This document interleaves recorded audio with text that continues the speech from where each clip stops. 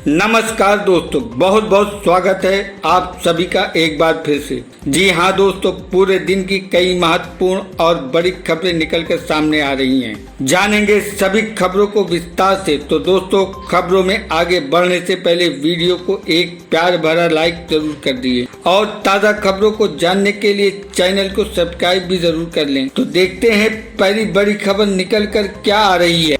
राज्यसभा से पारित हुआ आरक्षण बिल, राज्यों को मिलेगी अपनी ओबीसी सूची बनाने की शक्ति। राज्यों को ओबीसी आरक्षण सूची तैयार करने का अधिकार देने वाले 127वें संविधान संशोधन विधेयक की राज्यसभा को मंजूरी मिल गई है। इससे पहले ये बिल लोकसभा में लाया गया था, जहां से मंगलवार को ये बिल पारित हो गया। पूरे विपक्ष ने लोकसभा में बिल का समर्थन किया था और राज्यसभा में विपक्ष ने भी बिल का समर्थन किया था। ये विधेयक राज्यों और केंद्र शासित प्रदेशों को अपनी ओबीसी सूची बनाने की शक्ति को बहाल करने के लिए लाया गया था।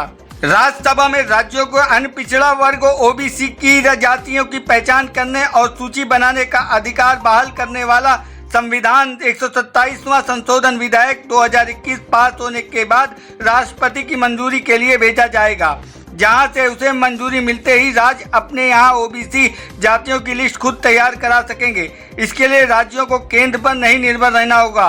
लोकसभा में ये बिल पहले ही पास हो चुका है। बढ़ते हैं अगली खबर की ओर। अगली खबर यूपी से आ रही है। योगी सरकार ने वीकेंड लॉकडाउन में दी छूट। 14 अगस्त से शनिवार को भी आवाजाही की अनुमति।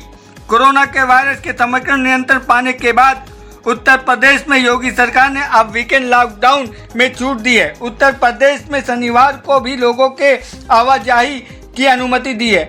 अपर मुख्य सचिव गृह अविनाश कुमार अवस्थी ने बुधवार को बताया कि 14 अगस्त से सोमवार से शनिवार तक सुबह 6 बजे से रात 10 बजे तक लोगों की आवाजाही की अनुमति है। इस दौरान लोगों को अनिवार्य रूप से मास्क पहनना, सामाजिक दूरी का पालन करना, सैनिटाइजर का उपयोग करना और उन्होंने बताया कि रविवार साप्ताहिक बंदी और कोरोना कर्फ्यू जारी रहेगा। बढ़ते हैं अगली खबर की ओर। अगली खबर महाराष्ट्र से निकल के आ रही है। महाराष्ट्र में अब रात 10 बजे तक खोले जाएंगे होटल, रेस्ता और शॉपिंग मॉल।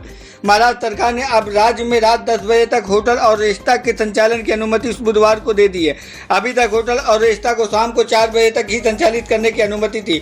विस्तृत एसओपी शीघ्र ही जारी की जाएगी। महाराष्ट्र के स्वास्थ्य मंत्री राजेश टोपे ने बुधवार को कहा कि राज्य में शॉपिंग मॉल रात 10 बजे तक खुले रह सकते हैं। बाहर से आने वाले लोगों को राज्य में प्रवेश करने से पहले अपना टीकाकरण का प्रमाण पत्र दिखाना होगा।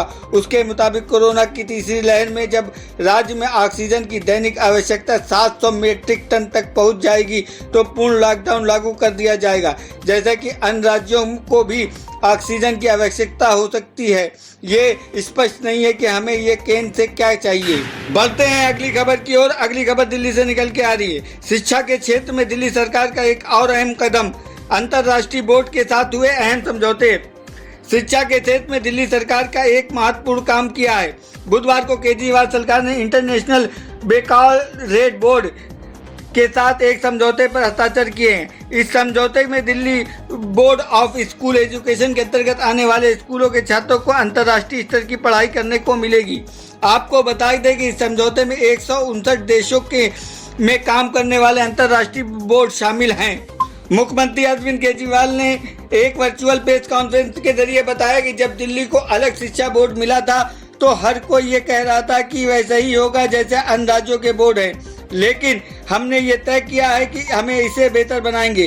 केजरीवाल ने कहा कि राज्यों और केंद्र की तरह ही अंतर्राष्ट्रीय स्तर पर एक शिक्षा बोर्ड है और ये अंतर्राष्ट्रीय स्तर की शिक्षा प्रदान करता है और अच्छा माना जाता है। केजरीवाल ने बताया कि दिल्ली बोर्ड ऑफ एजुकेशन से संबंधित स्कूलों के शिक्षकों का परीक्षण और छात्र मूल्यांकन अंतर्राष्ट्रीय विशेषज्ञों की देखरेख में होगा।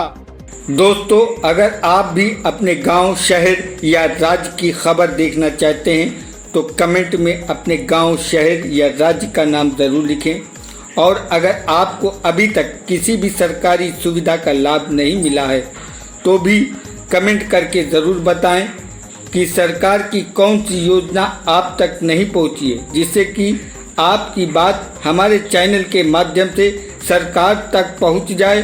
तो चलिए बढ़ते हैं अगली बड़ी खबर की ओर। बढ़ते हैं अगली खबर की ओर। रूसी हेल्थ मिनिस्ट्री का दावा है डेल्टा वेरिएंट के खिलाफ 83% प्रभावी है स्पुतनिक वी वैक्सीन। रूसी स्वास्थ्य मंत्री ने बुधवार को कहा कि रूस की स्पुतनिक वी कोविड-19 वैक्सीन कोरोना वायरस के डेल्टा संक्रमण के खिलाफ 83% तक प्रभावी है। इसके अलावा स्पुतनिक वी के डेवलपर्स ने कहा है कि टीका कोरोना वायरस के सभी नए वेरिएंट के खिलाफ प्रभावी है। वो आधुनिक वी की कोरोना के नए स्ट्रेन के खिलाफ पर्याप्त सुरक्षा देती है। ये सुरक्षा और प्रभावीकर्ता के मानकों को बरकरार रखती है। रूसी स्वास्थ्य मंत्रालय ने डेल्टा वेरिएंट के खिलाफ स्पुतनिक वी की प्रभाविकता को लेकर आंकड़े प्रकाशित किए हैं। पत्रकारों से बात करते हुए रूसी स्वास्थ्य मंत्री मिखाइल मुशर्राको ने कहा कि कोरोना वायरस के डेल्टा संक्रमण के खिलाफ स्पुतनिक वी वैक्सीन के प्रभाविकता लगभग 83% है। उन्होंने कहा कोविड-19 के खिलाफ टीके की प्रभाविकता 95% से अधिक है। RDAIF की ओर से जारी आधिकारिक बयान में कहा गया है कि ये वैक्सीन 83.1% प्रभावी है और संक्रमण के जोखिम को 6 गुना कम कर देती है। यही नहीं, इसको लेने से अस्पताल में भर्ती होने वाले जोखिम 18 गुना कम हो जाता है। बढ़ते हैं अगली खबर की ओर। दुबई जाने वाले यात्रियों को एंट्री के लिए दिखाना होगा ये वीज़ा। जाने ये नए नियम भी। अगर दुबई यात्रा के लिए तैयारी कर रहे हैं तो आपके लिए ये जानना ज़रूरी है कि दुबई इंटरनेशनल एयरपोर्ट में नए नियम लागू किए गए हैं। मंगलवार को जारी किए हो चुके नए नियमों के अनुसार दुबई में केवल गोल्डन वीज़ा वालों को ही एंट्री मिलेगी। वहीं अन्य यात्रियों को दुबई में एंट्री लेने के लिए अधिकारियों की अनुमति लेनी होगी। ये नियम भारत, पाकिस्तान, श्रीलंका, नेपाल के यात्रियों पर लागू होंगे। संयुक्त अरब अमीरात ने भारत समेत कुल 5 राज्यों से आने वाले यात्रियों के लिए नए नियम लागू किए हैं। इसके तहत यात्रियों को दुबई के लिए उड़ान भरते समय कोविड-19 वैक्सीन सर्टिफिकेट ले जाना आवश्यक होगा। यात्रियों के पास वैध कोविड-19 टेस्ट सर्टिफिकेट होना चाहिए जो उड़ान भरने के 48 घंटे पहले ही कराया गया हो। बढ़ते हैं अब सर्राफा बाजार की ओर। सर्राफा बाजार में देखते हैं सोने के चांदी के उतार चढ़ाव क्या रहा। सर्राफा बाजार में सोने के दाम में 370 रुपये प्रति 10 ग्राम की गिरावट देखने को मिली। आज सोने का दाम 46,195 रुपये प्रति 10 ग्राम पर रहा। वहीं चांदी की कीमत में 1,128 रुपये प्रति किलोग्राम गिरावट देखने को मिली। चांदी की कीमत 63,728 रुपये प्रति किलोग्राम पर रहा। मौसम की जानकारियों के बारे में जानते हैं कि राज्यों में कैसा हाल रहा। यूपी बिहार में 14 अगस्त तक भारी बारिश होने की चेतावनी। जाने अपने राज्य के मौसम का हाल। मौसम विभाग के मुताबिक पूर्वोत्तर राज्यों में पूर्वी उत्तर प्रदेश, बिहार, झारखंड के अगले 3-4 दिनों तक भारी और व्यापक बारिश होने की संभावना है, जबकि उत्तर पश्चिमी में भारत में कम बारिश होने की संभावना है।